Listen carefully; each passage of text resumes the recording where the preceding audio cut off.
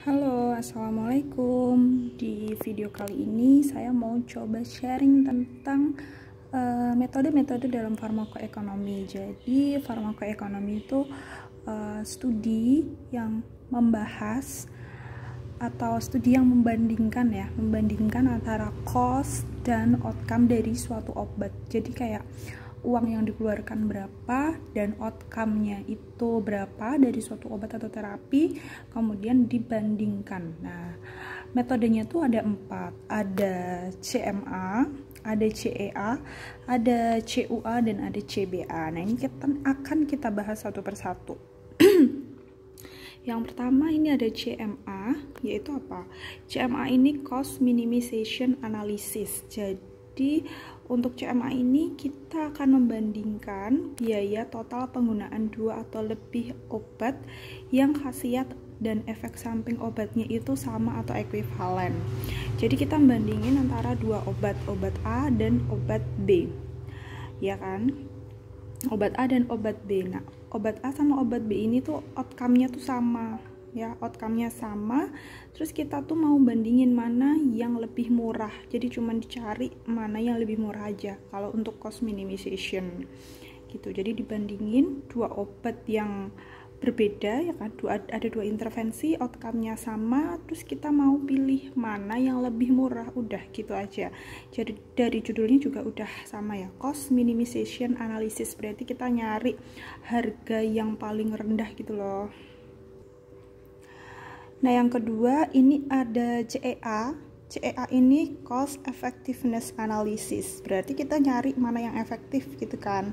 Nah, ini kasus-kasus mana yang bisa pakai CEA. Ini misalnya ada obat A sama obat B ya, indikasinya tuh sama, obat A sama B itu indikasinya sama, tapi biayanya beda, terus efektivitasnya itu berbeda, jadi cocok pakai CEA gitu.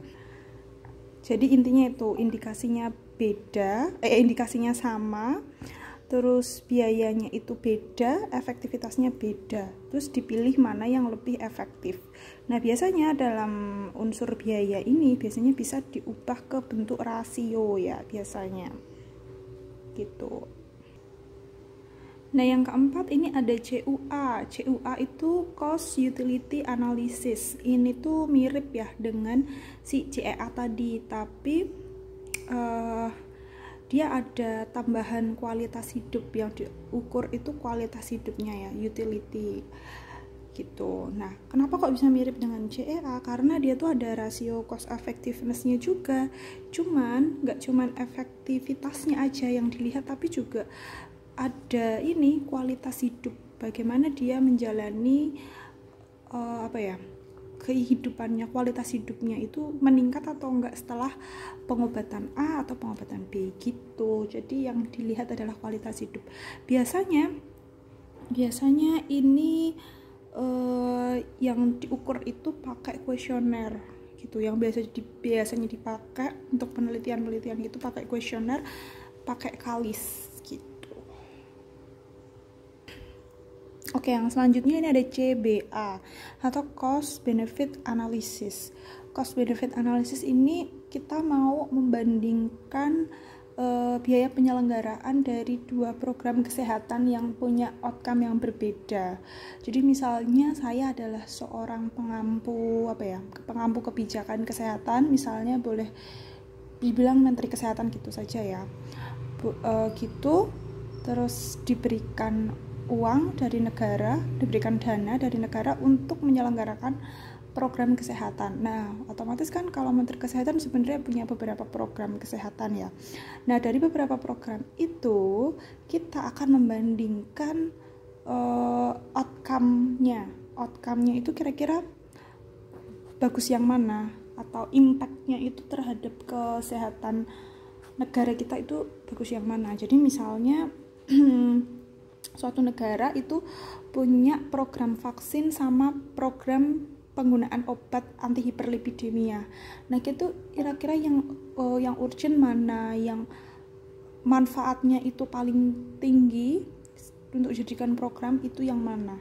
Nah, itu analisisnya pakai CBA atau Cost Benefit Analysis. Nah, ini biasanya outcome-nya itu diukur dalam unit moneter. Jadi gitu aja sih untuk metode dalam farmakoekonomi. Ada 4 ya, ada CMA, CEA, CUA, dan CBA. Kalau CMA tadi pokoknya intervensinya beda tapi outcome-nya sama, pilih mana yang murah gitu ya, minimization. Kalau CEA itu ada 2 obat, indikasinya sama, biayanya beda, efektivitasnya juga beda. Nah, itu kita pilih yang mana yang paling efektif gitu ya. Kalau yang ini biayanya beda, efektivitas beda. Kalau CUA itu mirip ya dengan CEA, tapi kalau CUA itu ada pengukuran ini, kualitas hidup, dan biasanya pakai kuesioner untuk ngukurnya. Terus kalau CBA, nah ini untuk membandingkan 2 program kesehatan yang outcome-nya beda ya, jadi nggak sama, outcome-nya beda, baru habis itu dibandingin terus mana yang akan dilakukan atau diselenggarakan program kesehatan itu yang mana. Oke, gitu aja, sekian dari saya. Wassalamualaikum warahmatullahi wabarakatuh.